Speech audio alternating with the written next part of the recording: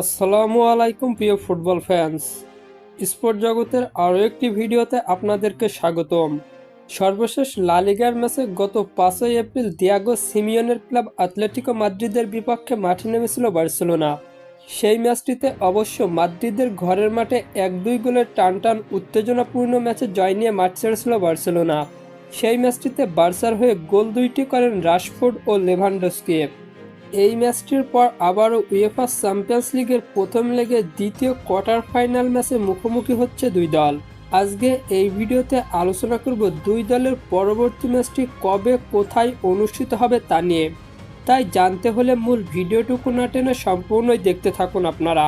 UEFA champions লিগের quarter ফাইনালের নিয়ম অনুযায়ী একই প্রতিপক্ষের বিপক্ষে 2টি করে ম্যাচ খেলা হবে, যেখানে যে দল গোল ব্যবধানে এগিয়ে থাকবে সেই দলই পরবর্তী রাউন্ডে কোয়ালিফাই করবে। বার্সেলোনা বনাম আতলেটিকো মাদ্রিদের সর্বশেষ দেখা হয়েছিল 2026 সালের এপ্রিল মাসে।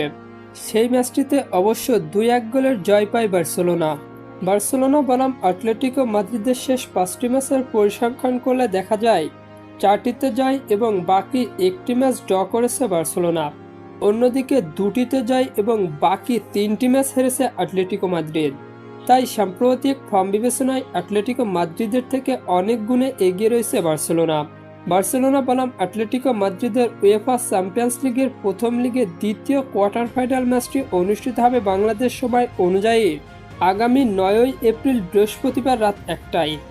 আর হ্যাঁ, ফুটবলের আপকামিং ম্যাচ শিডিউলের সকল নিউজ এবং আপডেট পেতে আমার চ্যানেলটি সাবস্ক্রাইব করে পাশেই থাকবেন। ধন্যবাদ সবাইকে।